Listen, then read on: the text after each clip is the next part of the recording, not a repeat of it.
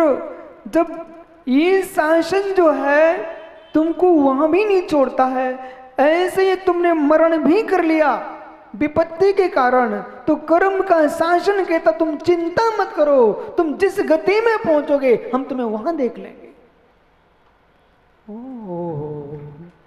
आप सोच रहे थे निश्चल ये कि विषमता से बच जाऊंगा, तू पर्याय ही छोड़ पाया, परंतु कर्म थोड़े छोड़ पाया। पर्याय छूटने से कर्म नहीं छूटता ज्ञानी, पर्याय छूटने से कर्म नहीं छूटता ज्ञानी। असमान जाति पर्यायों से पृथक होना है तो पर्याय का विघात मत करो, कर्मों का क्षय कर लो, तो संसार की सारी पर्याय अपने आप नष्ट हो जाएंगी। और संसार की पर्याय नष्ट होगी, संसार की पर्याय नष्ट होंगी तो विपत्तियां तो स्वयं नष्ट हो जाएंगी। पुनः कह रहा हूं, पुनः कह रहा हूं, धीर पुरुष बेही हैं, धीर पुरुष बेही हैं, गंभीर पुरुष बेही हैं, जो जगत में विपत्तियों को मुस्कुरा के देखते हैं। आपसे जीवन में कोई गलती भी हो जाए है मित्र, उदय में तो आएगी, उसे सहन तो आपको करना ही होगा।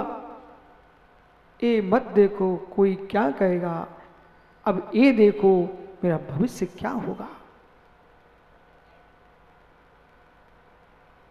कोई क्या कहेगा ये मत देखो, ये देखो मेरा भविष्य क्या होगा। पर्याय का विघात कर्मों का नाश नहीं है, पर्याय का विघात कर्मों का नाश नहीं है। कर्मों का नाश चाहिए है, पाप का नाश चाहिए है, तो पर्याय को सुरक्षित रखते हुए तपस्या प्रारंभ कर देना। तो जिस पर्याय से पाप किया था उसी पर्याय से तप करोगे तो पाप अपने आप विगलित हो जाएंगे। इसलिए ज्ञानियों बड़े संभल के जीवन जीना, संभल के जीवन जीना। हर कदम पर जैसे हाथी अपनी सूंड से फूंक के चलता है, हर कदम पर हाथी अपनी सूंड से फूंक के चलता है, ऐसे मित्र हर कदम पर सम्यक दृष्टि ज्ञानी जीव अपने आप को देख के चलता है कि यदि नहीं है सहन शक्ति आपको दुख सहन करने की, तो मित्र इतनी सहन शक्ति और क्षीण कर लेना कि पाप मेरे से ना हो जाए। बहुत सारे लोग ऐसे होते हैं पीके जैन भैया, जो दूसरे से मजाक करते हैं पर स्वयं मजाक सहन नहीं कर पाते। यदि आपको दो बातें किसी की सहन करने की सामर्थ्य नहीं है तो किसी को एक बात से भी हंसी मत कीजिए। यदि आप एक बात उसे उल्टी बोलोगे तो 10 बातें सुनने की ताकत रख के आना। यदि आपके अंदर सामर्थ्य नहीं है तो मौन रहो ना, आपके अंदर सामर्थ्य नहीं है तो आप बिल्कुल शांत रहो ना। अपने आप को दुखी करना हिंसा है। मैं पुनः पुनः कह रहा हूं भैया इंजीनियर साहब, अपने आप को दुखी करना हिंसा है, अपने आप को दुखी करना हिंसा ही है।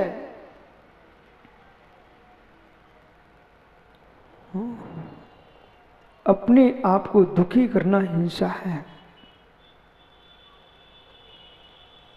यदि ग्रस्त हैं तो भाई इतना लंबा व्यापार मत करना जितना लंबा तुम्हारा पुण्य ना हो। लंबा व्यापार किया और आपसे व्यापार नहीं संभला, पुण्य काम दे नहीं रहा था, घाटा लग गया, अब तुम 24 घंटे दुखी रहोगे, यानी पूरी पर्याय तुम्हारी संकट में गई। किसी पर तुम्हारा विश्वास नहीं है तो किसी को अपना काम मत देना। सुरेश का दिया भैया एक गहरी बात है, या तो काम आपने पवन को दिया, तेरा मित्र है, तो इतना सोच के देना कि ये जो करेगा सही करेगा, तो आप आनंद से जीवन जियोगे। वो आपने प्रथम दिन ही निर्णय कर लिया, क्या मालूम पवन धोखा देगा कि साथ देगा, ऐसा निर्णय आपने कर लिया है मित्र, जो आपके दोनों के बीच में आनंद की यात्रा चल रही थी वो तो नष्ट हो ही गई, पर तेरे घर की भी आनंद यात्रा नष्ट हो गई। विश्वास के अभाव में कोई भी कार्य करोगे वो संकट ही देगा। आस्था के अभाव में कोई भी निर्णय लोगे वो कष्ट ही देगी। इसलिए विश्वास के साथ जियोगे तो आनंद के साथ जियोगे। अभी अभी आप चिंतन करना प्रारंभ कर दो, गोयली ये पंडाल गिरने वाला है। वो गिरे ना गिरे, लेकिन आप यहां शांति से बैठ नहीं पाएंगे, नहीं बैठ पाएंगे। और तो बहुत दूर की बात छोड़िए, हे मित्र, जिस माँ ने तुझे जन्म दिया है उस माँ के बारे में तू ये कहीं विचार कर ले कि माँ कहीं मुझे भोजन में जहर तो नहीं दे रही। भाई माँ की रोटी तू नहीं खा पाएगा, माँ की रोटी नहीं खा पाएगा, क्योंकि माँ जहर नहीं दे रही थी, पर तेरी आस्था में जहर मिल चुका अविश्वास का। ज्ञानियों, जितना इस जीव का विघात पुड़िया के जहर ने नहीं किया, उतना जीव का विघात भ्रम के जहर ने किया है। किस जीव के प्रति भ्रम खड़ा हो जाए, बस अब वो परिवार नहीं चल सकता, उसका जीवन नहीं चल सकता है। इसलिए आचार्य भगवान यहाँ कह रहे हैं कि हे मित्र, यदि तुझे आत्महित चाहिए है, आत्म कल्याण चाहिए है, तो अतीत को भूल जाइए, अतीत को भूल जाइए। स्मृतियां तुझे शांति का जीवन नहीं जीने दे रही हैं।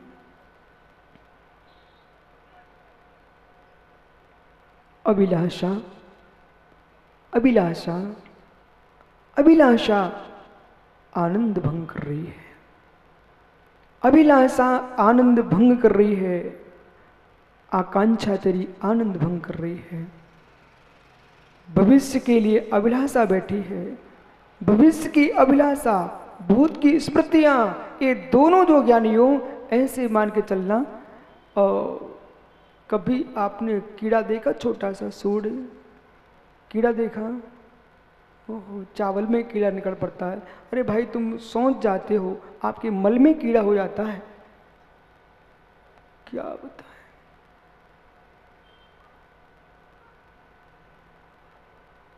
मल में कीड़ा हुआ, वे सूढ़े उचट उचट के जमीन पर गिर रहे थे। मां बड़े संभल की सुनने जिनवाणी है। शौचालय में कीड़े हुए, सोच में कीड़े हुए, और जब सुरेश गदिया वे कीड़े बेचारे बिलबिलाते ना भैया, उसमें चींटियां खड़ी हो जाती हैं। और जीवित कीड़े को सर्वभक्षी प्राणी कितनी तीव्र कसा उस चींटी की, दो दो चींटियां पकड़ती हैं, हजारों चींटियां लग जाती हैं। और मैंने एक दृश्य देखा कि एक चींटी एक तरफ से खींच रही, दूसरी चींटी दूसरी तरफ से खींच रही है, और बेचारा वो कीड़ा यूं बिलबिला रहा है, यूं तड़प रहा है मित्र। जैसे दो चींटियों के बीच में वो कीड़ा तड़पता है, उसे कोई बचाने वाला नहीं है, तब पकड़ लेती है चींटियां। ऐसे ही अतीत की स्मृति की चींटी और ज्ञानी भविष्य की अभिलाषा की चींटी, ये दो चींटियां जब आत्मा को पकड़ लेती है तो ये आत्मा बेचारी तड़पती है, हाय मेरी रक्षा कैसे हो। ये दो चींटियां, हे कीड़े तुझे दो चींटियां लग गई, हे कीड़े तुझे दो चींटियां लग गई। एक अतीत की स्मृतियां सता रही हैं। ये जब अधिक होता है, जब अधिक होता, यानी आज मेरा भैया संभल के सुनना, पहले से ही ऐसा तटस्थ जीवन जियो कि मैं सबके साथ होने पर भी मैं किसी के साथ नहीं हूं, मैं सबके साथ होने पर मैं किसी के साथ नहीं हूँ, सो मेरे साथ होने पर भी मैं सबके साथ नहीं हूँ, मैं तो मैं ही हूँ, मैं तो मैं ही हूँ। मैं जिस देह में हूँ वह देह ही छूटेगी तो इस देह के संबंधी मेरे साथ कैसे होंगे?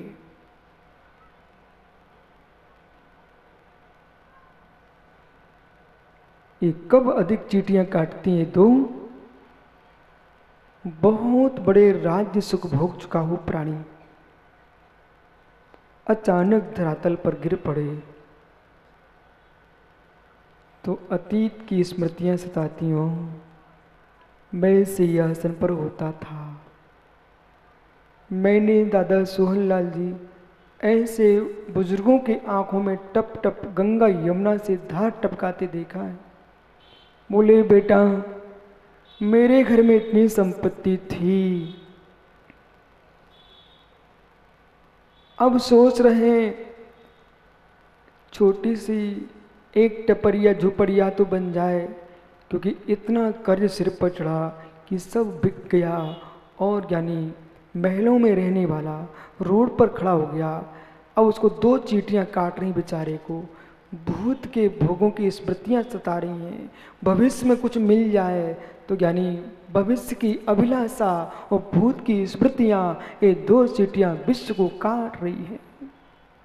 ज्ञानी सोगानी समझ ले, मित्र पहले से ही ऐसा मान के चलो, जब जब तुम किसी को मित्र बनाओ तो उसको मित्र की आंख से देखने के साथ एक आंख उसको शत्रु से भी देख लेना कि जब ये मित्र मेरे अंदर घुस जाएगा और मैं कदाचित इसकी इच्छा पूर्ति नहीं कर पाऊंगा तो पहला शत्रु यही बनेगा।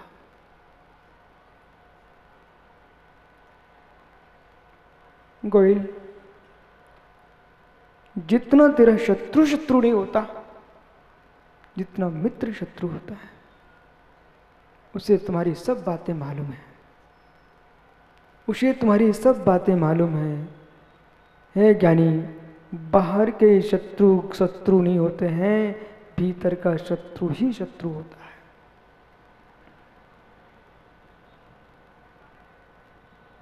ये तो कह दिया आपने, ये तो कह दिया आपने, टोंगिया बुरा तुम्हारा श्री भाई अजमेरा ने मेरा धन हरण कर लिया।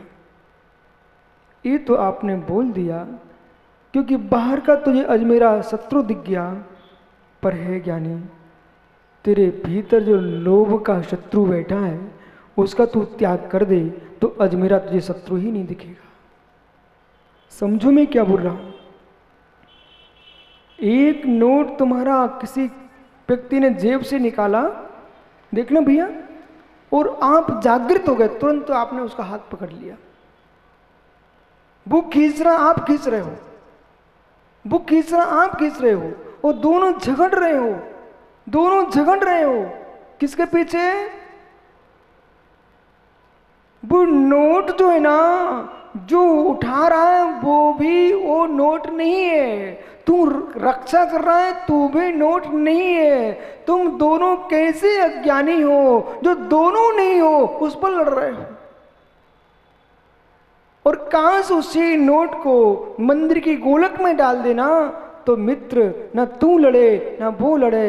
ओहो, सर्वासिद्धि ग्रंथ में आचार्य पूज्यपाद स्वामी ने एक स्वान का दृष्टांत दिया। वहां, हे जगत के प्राणियों, एक स्वान ने एक घर से रोटी उठाई। सुरेश का दिया, एक स्वान ने एक घर से रोटी उठाई और रोटी उठा करके फिर वो दौड़ता है रोड की ओर, और जैसे रोड की ओर दौड़ता है वहां उसको 4 स्वान मिल गए।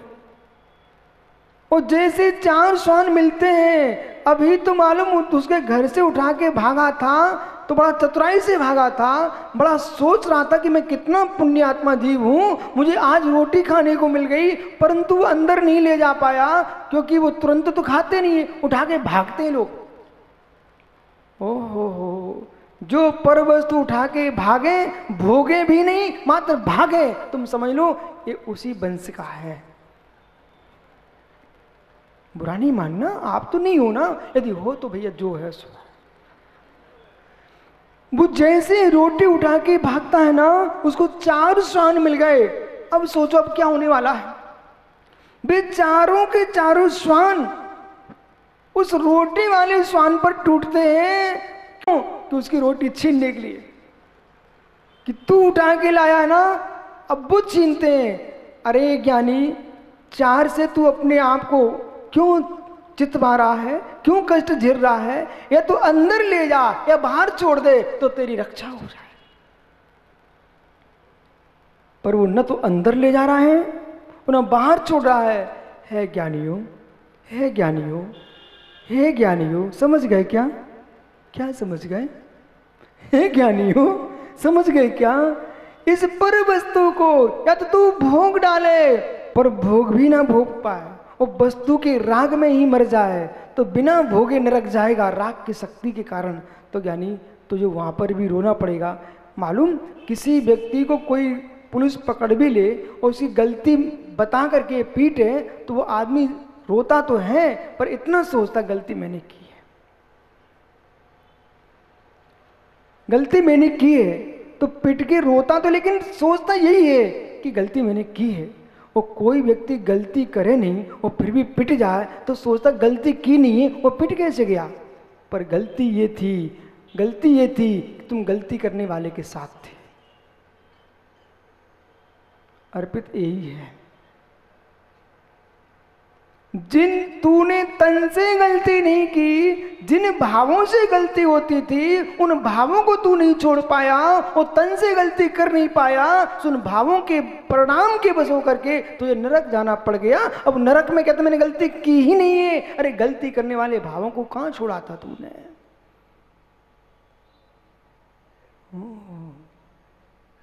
ऐसे ही भैया, हम कोई का नाम नहीं बता रहा हूं, पर अपना अपना नाम चुन लेना। ऐसे ज्ञानी जीव भी यहां होंगे, ज्ञानी अज्ञानी, जो किसी के घर में डाका डालने का सोच रहे हैं। ऐसे लोग भी होंगे जो भाई की संपत्ति हड़पने का सोच रहे हैं। ऐसे भी मिल जाएंगे जो पिता की संपत्ति हड़पने का सोच रहे हैं। यानी ऐसे भी मिल जाएंगे कि वे सोच रहे हैं कि समाज में मेरा कोई अस्तित्व नहीं बन पा रहा है, पिताजी जल्दी चले जाएं तो लोग हमें पहचानने लग जाएं। ओ हो भैया, जितने बुजुर्ग पिता बैठे हो ना, आप समझ नहीं रहे हो मेरी बात को, समझ लो ध्यान से। जल्दी चाबी ताला छोड़ दो, उनको सौंप दो। उन बेचारे बेटों से 24 घंटे पिता की हत्या मत करवाओ। आप आश्चर्य मत करना, भारत की भूमि पर भी ऐसे बच्चे हुए बेटे बेटे जिन्होंने राज्य के चक्कर में पिता को जेल में डाला है।